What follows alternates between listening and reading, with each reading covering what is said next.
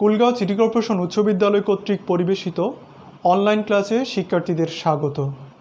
আজকের মনোজ্ঞ পাঠদান ও সাবলীল বিশ্লেষণ পর্বে শিক্ষার্থীদের উপলব্ধি সৃজন সহায়ক হিসাবে থাকছি আমি মোহাম্মদ মিনহাজুল ইসলাম, শিক্ষক, কুলগাঁও সিটি কর্পোরেশন উচ্চ বিদ্যালয়। সঙ্গে আছে জ্ঞান পিপাসু প্রিয় শিক্ষার্থীরা। চলে যাচ্ছি সরাসরি পাঠ বিশ্লেষণে। ভিডিওটি শেষ পর্যন্ত সঙ্গেই থাকো। শুরু করছি অষ্টম ও নবম দশম শ্রেণীর বাংলা ব্যাকরণ অবলম্বনে মনে রাখার কৌশলে ব্যঞ্জন সন্ধি। পাঠ সহায়ক হিসাবে আছি আমি মোহাম্মদ মিনহাজুল ইসলাম, শিক্ষক, কুলগাঁও সিটি কর্পোরেশন উচ্চ বিদ্যালয়। আজকের পাঠ বিশ্লেষণ পর্বে থাকছে ব্যঞ্জন সন্ধি। ব্যঞ্জন সন্ধি কি আমরা চিনব কিভাবে, ব্যঞ্জন সন্ধি কিভাবে হয়? স্বরধ্বনি প্লাস ব্যঞ্জনধ্বনি সমান ব্যঞ্জন সন্ধি। ব্যঞ্জনধ্বনি প্লাস স্বরধ্বনি সমান ব্যঞ্জন সন্ধি। ব্যঞ্জনধ্বনি প্লাস ব্যঞ্জনধ্বনি সমান ব্যঞ্জন সন্ধি। অর্থাৎ এইভাবে হয়ে থাকে, স্বরের সাথে ব্যঞ্জনের সাথে স্বরের যে সন্ধি হয় সেটাকে আমরা ব্যঞ্জন সন্ধি হিসেবে জানব। এবার আমরা কিছু শর্টকাট টেকনিক অবলম্বন করব, যেটা দিয়ে আমরা ব্যঞ্জন সন্ধি শিখতে আমাদের সহায়ক হবে। এখন আমরা বর্ণগুলো সম্পর্কে একটু জানব। এখন এখানে বর্গীয় বর্ণ আমরা 3 ভাগে ভাগ করেছি আমাদের বর্ণগুলোকে। আমাদের প্রায় বর্ণ আছে 50টি। এই 50টি বর্ণকে আমরা বিভিন্নভাবে 3 ভাগে ভাগ করেছি। এখানে বর্গীয় বর্ণ কাকে বলে?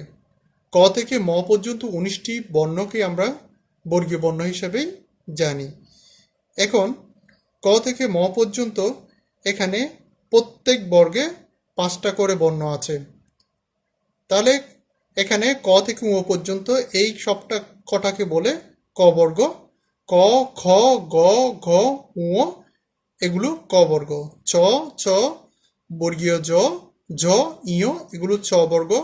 ট, ঠ, ড, ঢ, মূর্ধন্য এগুলো ট বর্গ।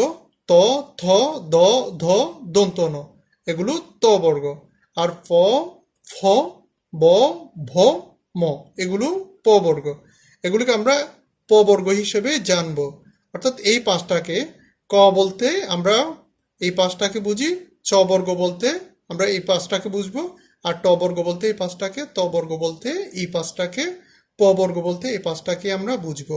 আবার এদিকে করা হয়েছে, এদিক থেকে এদিকে। আর এখন আমরা আবার দেখব উপর থেকে নিচে। এটাকে আমরা সারি নম্বর 1, সারি নম্বর 2, সারি নম্বর 3, সারি নম্বর 4, সারি নম্বর 5। সারি নম্বর 1-এ কারা কারা পড়েছে আমরা একটু দেখি। ক, চ, ট, ত, প। আবার 2-এ কারা কারা পড়েছে? 2-এ পড়েছে খ, ছ, ঠ, থ, প। 3-এ কারা পড়েছে? ঘ, জ, ড, দ, ব। 4-এ ঘ, ঝ, ড, ধ, ভ। 5-এ ঙ, ইয়, মূর্ধন্য, দন্ত ন, ম। অর্থাৎ টোটাল এই 5টি বর্ণকে আমরা এই 25টি বর্ণকে আমরা বর্গীয় বর্ণ হিসেবে জানি। কারণ এটা একটা বর্গ আকৃতির, এরা একটা বর্গ আকৃতির জায়গা দখল করে আছে। এই যে আমরা দেখতে পাচ্ছি একটা বর্গ আকৃতির জায়গা, যার প্রত্যেকটা বাহু সমান, সেজন্য এদেরকে আমরা বর্গীয় বর্ণ হিসেবে জানি। আবার আসি, এখানে কিছু একটা জানা দরকার। এখানে ড এবং ড বিন্দু ঢ, আর ঢ এবং ঢ বিন্দু ঢ দুটো কিন্তু সমগোত্রীয়, সেজন্য একই কাতারেই থাকবে। এবার ত এবং পা ভাঙা ত বলতে খণ্ড ত বলি আমরা, সেটাকে আমরা বলি পা ভাঙা ত, এটাও কিন্তু একসাথে থাকবে। আর এখানে একটা ব আছে, আবার এটা একটা অন্তস্থ ব আছে, যেটা আমরা স্বাগতম স্বল্প লিখি এই বটা। আচ্ছা, এবার আমরা সরাসরি এবার আমরা অন্তস্থ বর্ণ কাদেরকে বলে একটু জানবো। অন্তস্থ বর্ণ বলতে আমরা বুঝি অন্তস্থ জ, বয়বিন্দু র, ল, ব, এই 4টাকে অন্তস্থ বর্ণ বলবো। অন্তস্থ বর্ণ বলার কারণ হচ্ছে এরা বর্গীয় বর্ণ এবং উৎস বর্ণের মাঝখানে, অর্থাৎ অন্তর মানে হচ্ছে মাঝখানে, মাঝখানে আছে বলে আমরা এদেরকে অন্তঃস্থ বর্ণ জানি। আবার উৎসবর্ণ, উৎসবর্ণ হচ্ছে, উৎস মানে হচ্ছে শ্বাস, যে বর্ণগুলো উচ্চারণ করতে শ্বাসবায়ু অধিক পরিমাণে নির্গত হয় তাদেরকে উৎসবর্ণ বলে। যেমন হচ্ছে তালব্য স, মূর্ধন্য ষ, দন্ত স, হ, এগুলো হচ্ছে উৎস বর্ণ। এবার আমরা সরাসরি আমাদের পাঠ বিশ্লেষণে চলে যাচ্ছি। এবার আমরা মনে রাখবো সংক্ষেপে আমাদের সূত্রগুলো মনে রাখবো। স্বরসন্ধি আমরা স্বরসন্ধির সূত্রগুলো আমরা সংক্ষেপে মনে রাখবো। এখানে স্বরের পর চ থাকলে চয় চ হবে। আমার সাথে কয়েকবার তোমরা বলো, তাহলে সহজে মনে থাকবে। স্বরের পরে চ থাকলে চয় চ হবে। বর্গীয় প্রথম বর্ণের পরে স্বর 3, 4, 5 অন্তঃস্থ বর্ণ থাকলে প্রথম বর্ণ তৃতীয় অথবা পঞ্চম হবে প্রথম বর্ণ। আবার বলছি, বর্গীয় প্রথম বর্ণের পরে স্বর 3, 4, 5 অন্তঃস্থ বর্ণ থাকলে 1, 3 অথবা 5 হবে, 1, 3 অথবা 5 হবে। এবার আসি, চজের পরে ত থাকলে কয়ত হবে, চজের পরে ন থাকলে ইয় হবে, তদের পরে প্রাণ থাকলে অল্প হবে, তদের পরে সহল থাকলে ছোদ্দল্য হবে। ময়ের পরে বর্গীয় বর্ণ থাকলে ম 5 হবে, ময়ের পরে বর্গীয় বর্ণ থাকলে ম 5 হবে। তারপর ময়ের পরে ক বর্গ অন্তস্থ উৎসবর্ণ থাকলে ম অনুস্বার হবে, ময়ের পরে ক বর্গ অন্তস্থ উৎসবর্ণ থাকলে ম অনুস্বার হবে। উতের পরে দন্ত শয়ত থাকলে তয়ত হবে, সমপরির পরে ক থাকলে দন্ত শয়ক হবে। মহাপ্রাণের পরে ত থাকলে ত ধ হবে, মহাপ্রাণ অল্প প্রাণ হবে। তালব্য স, মূর্ধন্য ষ এর পরে ত থ থাকলে ত ঠ, ট ঠ হবে, তালব্য স, মূর্ধন্য ষ, দন্ত স হবে, তালব্য স, মূর্ধন্য শয় হবে।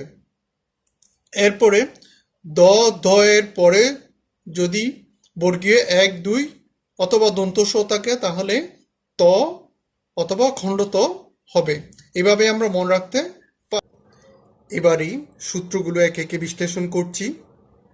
স্বরধ্বনি প্লাস ব্যঞ্জনধ্বনি সমান ব্যঞ্জন সন্ধি। সূত্র নম্বর 1, স্বরের পরে চ থাকলে চয় চ হবে সমান পরি যুগ ছদ। এখানে রত একটা ইকার আছে, সেটাই হচ্ছে ই, যেটা স্বরধ্বনি। এরপরে ছ আছে, তাহলে দুটো মিলে ছটা পরিবর্তিত হয়ে ছয় ছ হয়ে গেছে, সমান হয়েছে পরিচ্ছদ। কথা যুগ ছলে কথা চলে। এখানে একটা আকার আছে, আকার যেটা স্বর, আর এখানে ছ আছে, তাহলে ছটা কি হয়ে গেছে, পরিবর্তিত হয়ে গেছে, তখন হয়েছে কথা ছলে, ছয় ছ হয়ে গেছে। এরপরে আমরা দেখতে পাচ্ছি ব্যঞ্জন ধ্বনি প্লাস স্বরধ্বনি অথবা ব্যঞ্জন ধ্বনি সমান হচ্ছে ব্যঞ্জন সন্ধি। এই দুটো একসাথে আলোচনা করছি আমরা। বর্গীয় প্রথম বর্ণের পরে স্বর 3, 4, 5 অন্তঃস্থ বর্ণ থাকবে, তখন আমরা সেটা 3 অথবা 5 হবে। বর্গীয় প্রথম বর্ণের পর স্বর 3, 4, 5 থাকলে এক পরিবর্তিত হয়ে 3 অথবা 5 হবে। ওই চিত্রে আমরা দেখেছিলাম বর্গীয় বর্ণের চার্টে 1 কিভাবে 3, 5 হবে আমরা দেখি। তাহলে প্রথমেই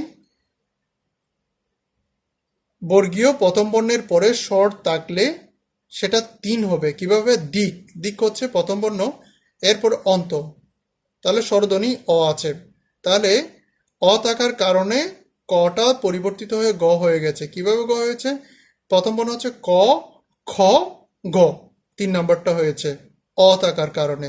এবার আমরা দেখতে পাচ্ছি 1 এর পরে 3 আছে, তখন সেটা আবার একটা পরিবর্তিত 3 হয়ে যাবে। যেমন উদ যুগ বন্ধন সমান উদ্বন্ধন, তাহলে উদ্বন্ধনটা কিভাবে হয়েছে, ত এর পরে খণ্ডত মানে হচ্ছে পা ভাঙা ত, অর্থাৎ ত আর কি, হসন্তযুক্ত ত, ত এর পরে ব আছে, তাহলে ব মানে হচ্ছে 3 নম্বর বর্ণ, কারণ ফ, ফ, ব, প, প, ফ, ব, ফ, ফ, ব, 3 নম্বর। 3 নম্বরের সাথে এখন যেহেতু ত, তাহলে এখানে এখানেও 3 নম্বরটা হবে ত, থ, দ, ত, থ, দ, এখানে 3 নম্বরটা হয়েছে, সেজন্য হয়েছে উদ্বন্ধন। তাহলে উদ্বন্ধন কিভাবে হয়েছে? এখানে দ, এই দটা, আর ব হচ্ছে এই বটা, বাকিটা টিকে আছে। এরপরে বর্গীয় প্রথম বর্ণের পরে যদি বর্গীয় চতুর্থ বর্ণ থাকে, তখন আমরা প্রথম বর্ণকে পরিবর্তন করে 3 দিব। তাহলে এখন কি হচ্ছে? অপ যোগ দি সমান কি হচ্ছে? অবধি। তাহলে প, ফ, ব হয়েছে, কারণ এখানে কি আছে? ত, থ, দ, দ, অর্থাৎ চতুর্থ বর্ণ থাকার কারণে আমরা এটা পরিবর্তন করেছি। এবার আসি, ঠিক তেমনি করে উদ যোগ ঘাটন সমান কি হয়েছে? উদ্ঘাটন। এবার বর্গীয় প্রথম বর্ণের পরে যদি পঞ্চম বর্ণ থাকে, তাহলে প্রথম বর্ণ পঞ্চম বর্ণ হয়ে যাবে। এটা স্বাভাবিক যে এটা স্বাভাবিক যে প্রথম বর্ণের পরে যদি পঞ্চম বর্ণ থাকে, সব সময় পঞ্চম বর্ণ হয়, আর দু একটা ক্ষেত্রে ব্যতিক্রম হয় মাত্র।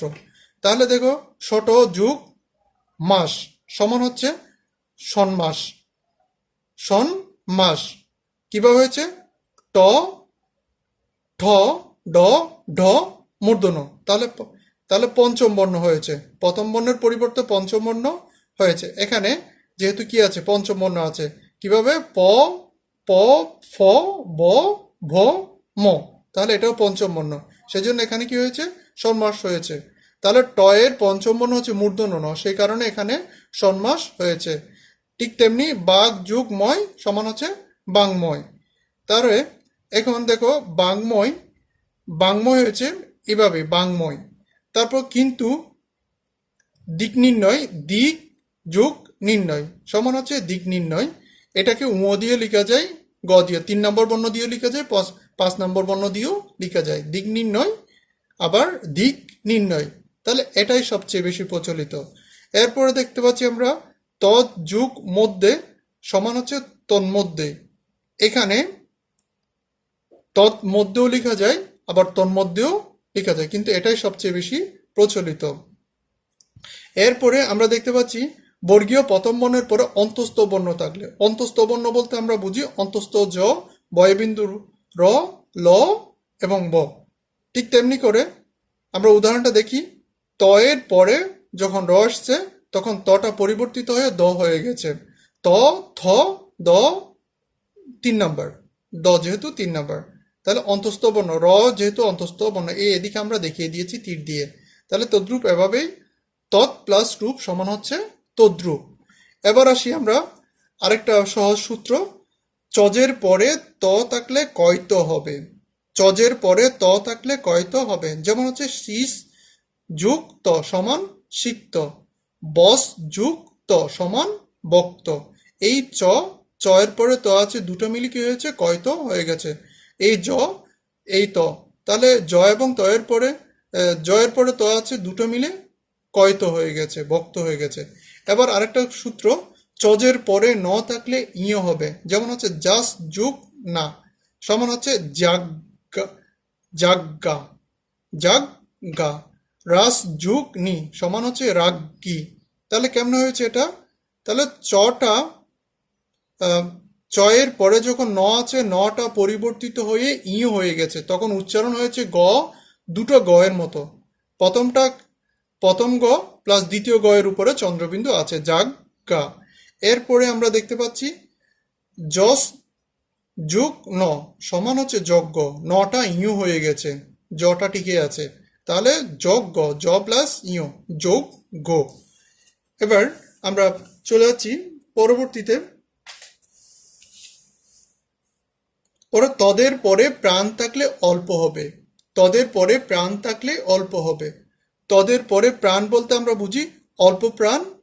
আমাদের দুটো প্রাণ আছে, অল্প প্রাণ, মহাপ্রাণ। বর্ণের মধ্যে অল্প প্রাণ বর্ণ আছে, মহাপ্রাণ বর্ণ আছে। তাহলে আমরা একটু বিশ্লেষণ করি, তদের পরে প্রাণ সেটা কিভাবে হয়। তাহলে তয়ের পরে যদি চ ছ থাকে, দেখি এবার, তাহলে উদ যুগ চারণ, এখানে চ একটা আছে, তাহলে তয়ের পরে যেহেতু চ আছে, সুতরাং এখানে অল্প প্রাণ আরেকটা চ নিতে হবে, এখানে অল্প প্রাণ চটা আমরা নিব, এখানে অল্প প্রাণ চটা আমরা নিব, তাহলে দুটো চ হয়ে গেছে, তাহলে হয়েছে উচ্চারণ। সৎ যুগ চরিত্র, তাহলে এটার কারণে আমরা এখানে একটা অল্প প্রাণ চ নিব, তাহলে সচ্চরিত্র হয়ে গেছে। ঠিক তেমনি উদ যুগ ছেদ, এখানে তয়ের পরে যেহেতু কি আছে, ছ আছে, আমরা আরেকটা অল্প প্রাণ ছ নিব, তাহলে উচ্ছেদ হয়ে গেছে। এবার দেখি যে যাব, এখানে যাবৎ যুগ জীবন, যাবজ্জীবন, এখানে একটা জ আছে, এখানে একটা অল্প প্রাণ জ আরেকটা নিব, তাহলে দুটো জ হয়েছে যাবৎ জীবন। ঠিক তেমনি উৎ প্লাস জল সমান হচ্ছে উজ্জ্বল, জ দুটো হয়েছে, দুটোই অল্প প্রাণ জ। এবার দেখি কুত প্লাস ঝটিকা, এখানে একটা জ মহাপ্রাণ জ আছে, আমরা একটা অল্প প্রাণ জ এখান থেকে তটা পরিবর্তিত একটা অল্প প্রাণ জ নিলেই কুজ্জটিকা হয়ে যায়। তাহলে এর মধ্য দিয়ে আমরা বানানো শিখতে পারছি, এখানে কিভাবে বানানগুলো আছে। এরপরে দেখতে পাচ্ছি বিপদ যুগ চয়, বিপদ যুগ চয়, চ আছে, তাহলে দটা পরিবর্তিত হয়ে একটা অল্প প্রাণ চ হয়ে যাবে, তাহলে বিপদ ছয়। বিপদ যুগ ছায়া, ছ আছে এখানে, তাহলে একটা অল্প প্রাণ দটা পরিবর্তিত হয়ে একটা অল্প প্রাণ চ আসবে, তাহলে হয়ে গেছে বিপদ ছায়া। সেজন্য আমরা এটাকে দেখিয়েছি তদের পরে প্রাণ থাকলে, যে কোনো ধরনের প্রাণ থাকলে আমরা এখানে ত এবং দটা পরিবর্তিত হয়ে কিন্তু কি হবে, অল্প প্রাণ হয়ে যাবে, এটার অল্প প্রাণ হবে।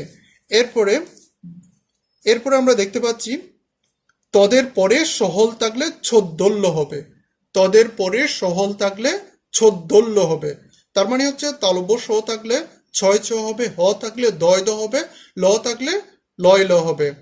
তাহলে আমরা একটু দেখি উদ প্লাস শ্বাস, তাহলে উচ্ছ্বাস, তাহলে এই দুটা মিলে ত এবং তালব্য স মিলে ছয় চ হয়ে গেছে, ছয় চ হয়ে গেছে, তখন উচ্চারণ হচ্ছে উচ্ছ্বাস, তালব্য স পরিবর্তিত হয়ে ছয় ছ হয়ে গেছে। তাহলে এখন দেখো ত ত প্লাস তালব্য স, এই দুটো মিলেই হয়ে গেছে ছয় চ, তাহলে উদ প্লাস শৃঙ্খল সমান হচ্ছে উচ্ছৃঙ্খল। এবার আসি হ পরিবর্তিত হয়ে দয় দ হয়ে যাবে, তাহলে কিভাবে, হ উদ প্লাস হার সমান হচ্ছে উদ্ধার, হ এবং থ এবং হ এই দুটা মিলে দয় দ হয়ে গেছে। পদ প্লাস হতি, দ এবং হ মিলে দয় দ হয়ে গেছে পদ্ধতি। এবার দেখো উদ প্লাস লাস সমান হচ্ছে উল্লাস, থ এবং ল এই দুটো মিলে লয় ল হয়ে গেছে। উদ প্লাস লঙ্ঘন সমান হচ্ছে উল্লঙ্ঘন, এই দুটো মিলে লয় ল হয়েছে। তাহলে আমরা কিভাবে মনে রাখতে পারি, তদের পরে সহল থাকলে ছোদ্দল্য হবে, তদের পরে সহল থাকলে চোদ্দল্য হবে। এরপরে আমরা দেখতে পাচ্ছি ময়ের পরে বর্গীয় বর্ণ থাকলে, ময়ের পরে আমরা একটা সংকেত দিয়েছি বর্গীয়ের সংকেত, তাহলে ময়ের পরে বর্গীয় বর্ণ থাকলে, ময়ের পরে বর্গীয় বর্ণ থাকলে ম 5 হবে, ম 5 হবে, কিভাবে হবে, ম পঞ্চম বর্ণ হবে, বর্গের পঞ্চম বর্ণ হবে, কিন্তু এখানে লিখে দিয়েছি ক ছাড়া, তো ক বর্গ ছাড়া, তাহলে এখন বাকিগুলো হবে, অন্যান্য বর্গগুলো হবে কিন্তু ক বর্গ ছাড়া। ময়ের পরে যদি কোনো বর্গীয় বর্ণ আসে তাহলে ম পঞ্চম বর্ণ হবে, অর্থাৎ পঞ্চম মানে হচ্ছে এখানে যেটা আসে তার 5 নাম্বারটা হবে। যেমন ধরো সম যুগ চয় সমান হচ্ছে সঞ্চয়, তাহলে এখানে চ আছে, চ থাকার কারণে চয়ের পঞ্চম বর্ণ হচ্ছে চ ছ, জ ঝ ইয়, তাহলে ইয়টাই হচ্ছে পঞ্চম বর্ণ, সেজন্য এটা এসছে, হয়েছে কি সঞ্চয়, ইয় প্লাস চ সমান সঞ্চয়। যে পরম যুগ তু সমান হচ্ছে পরন্তু, তাহলে ত এর পঞ্চম বর্ণ হচ্ছে দন্ত ন, কিভাবে হয়, ত থ দ ধ দন্ত ন। কিম প্লাস তু সমান কিন্তু, ঠিক তেমনি করে গম প্লাস তব্য সমান হচ্ছে গন্তব্য। তারপরে বসুম যুগ দ্বারা বসুন্ধরা, কিম প্লাস বুধ সমান কিম্বুধ, সমযুগ ন্যায় নেশ, সমযুগ নেশ সমান সন্ন্যাস, এভাবে আমরা বানানো শিখতে পারি। এবার আসি আমরা দেখতে পাচ্ছি ময়ের পরে ক বর্গ অন্তস্থ বর্ণ এবং উৎস বর্ণ থাকলে ম অনুস্বার হবে। ম কি হবে? অনুস্বার হবে। যেমন আমরা দেখতে পাচ্ছি ক বর্গের পরে ক বর্গ অহম যোগ কার সমান কি? অহংকার। তাহলে এখানে কি আছে? ময়ের পরে ক আছে, সেজন্য ম কি হয়েছে? অনুস্বার হয়ে গেছে, তাহলে অহংকার। তারপরে দেখো অন্তস্থ বর্ণ সমযোগ যম সমান সংযম, তারপরে সমযোগ রক্ষণ সমান সংরক্ষণ, সমযোগ লাভ সমান সংলাভ, তারপর সমযোগ বাদ সমান সংবাদ, স্বয়ংযোগ বরা সমান স্বয়ংবরা, এভাবে করে হবে। এরপরে আমরা দেখতে পাচ্ছি যে উৎসবর্ণ, উৎসবর্ণে উৎসবর্ণগুলো কিভাবে হবে? সমযোগ শয় সমান হচ্ছে সংশয়, তাহলে ময়ের পরে তালব্য স আছে, সেজন্য মটা অনুস্বার হয়ে গেছে। ঠিক তেমনি করে সর্বম যোগ সহা সর্বম সহা সমযোগ ক্ষতি সমান সংহতি, এভাবে আমি চিত্র দেখিয়ে দিয়েছি যে ময়ের পরে হ আছে, অর্থাৎ উৎসবর্ণগুলো তালব্য স মূর্ধন্য স দন্ত স গুলো আছে। এরপরে আমরা দেখতে পাচ্ছি উতের পরে দন্ত সহিত থাকলে কিন্তু কি হবে? তয়িত হবে। যেমন উত প্লাস স্থান তয়ের পরে, অর্থাৎ উতের পরে দন্ত সহিত আছে তয়িত, উত্থান, উত যুগ স্থাপন উত্থাপন। এরপরে সম পরির পরে ক থাকলে দন্ত সয় ক হবে। যেমন সমযোগ কার সমান সংস্কার, সমযোগ কৃত সংস্কৃত, পরিযোগ কার পরিষ্কার। তাহলে কেমন হয়েছে? এখন এখানে সংস্কার, এখানে দন্ত স হয়েছে, এখানে সংস্কার পুরস্কার এগুলোতে কি হয়? দন্ত স হয়, এবং এখানে সংস্কার দন্ত স হয়েছে, পরিষ্কারে মূর্ধন্য স হয়েছে। কেন হয়েছে? কারণ হচ্ছে সত্যবিধি অনুসারে হয়েছে। অ এবং আয়ের সাথে দন্ত স হয়, রস্যই রস্যুর সাথে মূর্ধন্য স হয়। মূর্ধন্য স এখানে এই যে রস্যি, সেই কারণে কি হয়েছে? মূর্ধন্য স হয়েছে এখানে আকার, সেই কারণে কি হয়েছে? পুরো পুরো যুগ কার, এই যে পুরো অ ছিল সেখানে এখানে সরি সম যোগ কার সংস্কার, এখানে রস্যি রস্যু না থাকার কারণে এখানে কি হয়েছে? দন্ত স হয়েছে, অর্থাৎ অ আছে জাস্ট। এরপরে আমরা দেখতে পাচ্ছি মহাপ্রাণের পরে ত থাকলে ত দ হবে, মহাপ্রাণ অল্প প্রাণ হবে। যেমন বুধ যুগ ত সমান বুদ্ধ, কিভাবে হয়েছে? ত দ হয়েছে, দ অর্থাৎ মহাপ্রাণটা অল্প প্রাণ দ হয়ে গেছে। লব যুক্ত সমান লব্ধ, তাহলে ত দ হয়েছে, দ হয়েছে, মহাপ্রাণ অল্প প্রাণ হয়েছে। ক্রুদ যুক্ত সমান ক্রুদ্ধ, ত ধ হয়েছে, মহাপ্রাণ অল্প প্রাণ হয়েছে। খুব যুক্ত ক্ষুব্ধ, ত ধ হয়েছে, মহাপ্রাণ অল্প প্রাণ হয়েছে, এভাবেই করে সংযুক্ত করে হয়েছে। তালব্য স মূর্ধন্য স পরে যদি আমরা কি থাকে? থ ত থাকে, তাহলে ত থ ট ঠ হয়ে যাবে। তারপরে তালব্য স মূর্ধন্য স হবে। যেমন ধরো যে দৃশ্য যুগ ত সমান হচ্ছে কি? দৃষ্ট, তাহলে তটা ট হয়ে গেছে, তালব্য স মূর্ধন্য স হয়েছে। তা আদিশ আ প্লাস দিশ প্লাস ট সমান আদিষ্ট, তাহলে তালব্য স মূর্ধন্য স ট ট হয়েছে। ঠিক তেমনি গ্রীষ্ম প্লাস ট সমান গ্রীষ্ট, ত ট হয়েছে, মূর্ধন্য স আছে। ঠিক তেমনি করে আকৃষ্ট তো এভাবে করে হয়েছে। এবার দেখি ষষ্ঠ প্লাস ত ঠ ঠ হয়েছে, মূর্ধন্য স আছে সমান ষষ্ঠ। নিশ যুগ থা সমান নিষ্ঠা, ত ঠ হয়েছে, মূর্ধন্য স আছে, এভাবে করে হয়েছে। এরপর আমরা দেখতে পাচ্ছি দ ধ এর পরে যদি বর্গীয় 1 2 দন্ত স থাকে তাহলে ত হবে, অর্থাৎ খণ্ডত হবে। যেমন তৎ যুগ কাল সমান তৎকাল, এখানে 1 2 মানে হচ্ছে বর্গের প্রথম বর্ণ এক আছে, প্রথম বর্ণ আর কি ক, অর্থাৎ দ এর পরে ক আছে, তৎকাল, এরপরে সে কারণে খণ্ডত হয়ে গেছে। এরপরে দেখো যে কুদ প্লাস পিপাসা, এখানে কুদ পিপাসা হয়ে গেছে, কারণ এটা 2 নম্বর বর্ণ। দ কুদ প্লাস পিপাসা সমান হচ্ছে কি? এটা দ, সে কারণে এটা কি হয়েছে? খণ্ডত হয়ে গেছে, কুদ পিপাসা। ঠিক তেমনি করে তৎ প্লাস সম সমান তৎসম, বিপদ যুগ সংকুল সমান বিপদ সংকুল। এরপরে ন এর পরে যদি তালব্য স দন্ত স থাকে তাহলে ন অনুস্বার হয়ে যায়। কেমন? দনস যুগ অন সমান দংশন। তাহলে ন কি হয়েছে? নয়ের পরে তালব্য আছে, সে কারণে নটা অনুস্বার হয়ে গেছে, দংশন। হিনস যুগ র সমান হিংস্র। নয়ের পরে দন্ত আছে, সে কারণে নটা অনুস্বার হয়ে গেছে কি হিংস্র। ধন্যবাদ সবাইকে। কোনো কিছু না বুঝতে